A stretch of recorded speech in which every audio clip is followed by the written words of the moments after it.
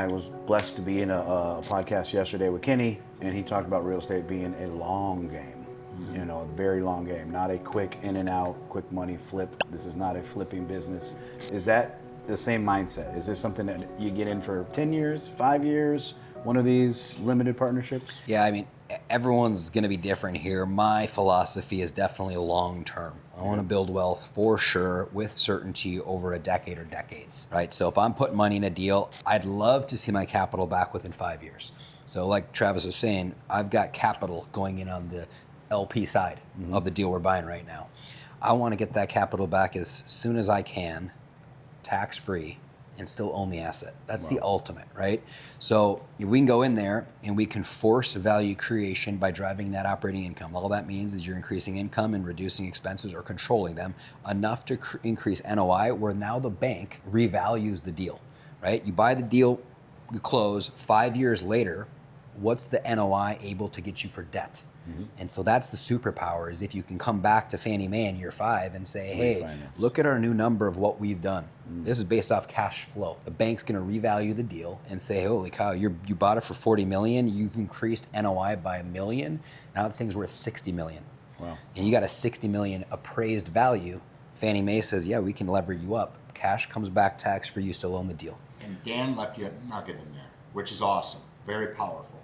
So I'm going to bring it down to Blake Becker style. Yeah. Okay, down to Blake's level. That's fine. Okay, that's that fine. Okay? I'm good. I'm good with that. Yeah. So he said to bring equity, or to give money back to the investors. Okay. So what Dan is talking about, if you increase your NOI, you're going to make the property value worth more. But the tenants and everybody service the debt, and this is where good debt and bad debt become a way big thing of like, what is the best way to do things, right? Good debt is being serviced, is used as a power where you're not on the hook to pay for that debt. Right. Consumer debt is buying a car and I got a monthly payment. Okay, I'm not on the hook for this money, right? But where Dan is saying, as the property, as you become an operator, that's that general partner side.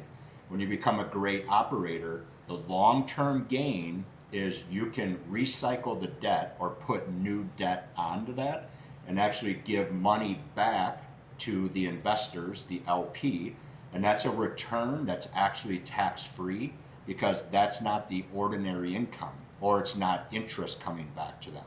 It is debt that's being recycled into the deal.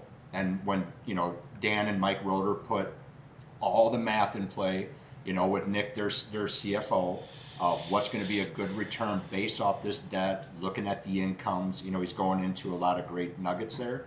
But as that money comes back to you, if you can cycle through it long term, put new debt on it at a certain time frame, and that money comes back to you, it's tax free because it's debt. It's not income that's generated like from the real estate agent. They have their ordinary income.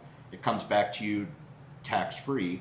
But it's still like you have your original investment in there, even though you got a chunk back. That's what I thought I heard, and I wanted to kind of now I get some clarification on that. And look, I know a lot of you are watching this at different stages, and for those of you that are just learning, that's great. Keep watching, grab the free blueprint, educate yourself. But some of you are past that. You already know this makes sense conceptually. You just need someone to look at your specific numbers and tell you what actually applies. That's what our capital positioning call is for. If you're an accredited investor and you want to have a conversation with my team about how your capital is positioned and what real estate could look like in your portfolio, we've got a few spots open this quarter. Links down below. So basically, I put in $100,000 over a certain period of time.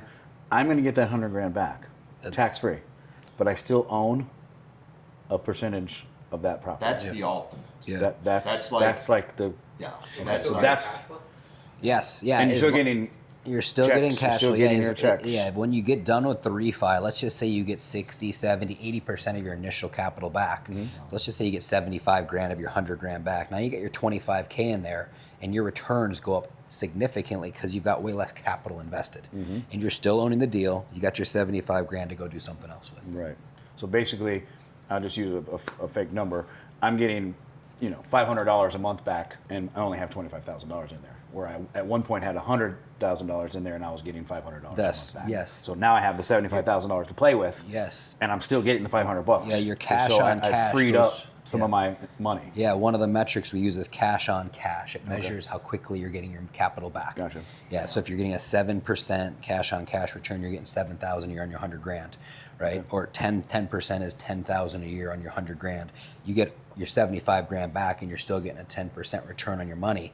Your cash on cash just went up significantly. Ideally, you get to a place where it's an infinite return, no money in, you still own the deal. Right. And if that happens, the investor's happy. Yeah. And then he wants to go do another one Do another deal. with the same group, possibly. And that's a long-term play that Kenny McElroy, you're referring to Kenny McElroy, and he calls it, as Dan just says, the infinite return.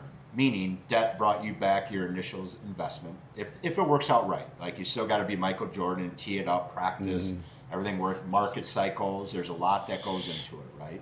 And that's the ultimate where you have your money back and you're still getting the cash flow. Because when you get in the mindset of actually investing for cash flow versus quick hits, like you were saying, flipping a home. Yeah. When you flip a home short term, it's going to be ordinary income to you. And then you're just paying all the tax on top of it. But when you look at the long-term play, when you look at the plan, the good tax strategists, that you're consulting your team of professionals, you start building that cash flow, start reducing your tax liability, you keep investing. That's the long term versus the instant gratification. I needed to buy a new watch, blah, blah, blah, as we always say. And now you're just a consumer. If you're an accredited investor and you want to learn about the deals we're doing, click the link below.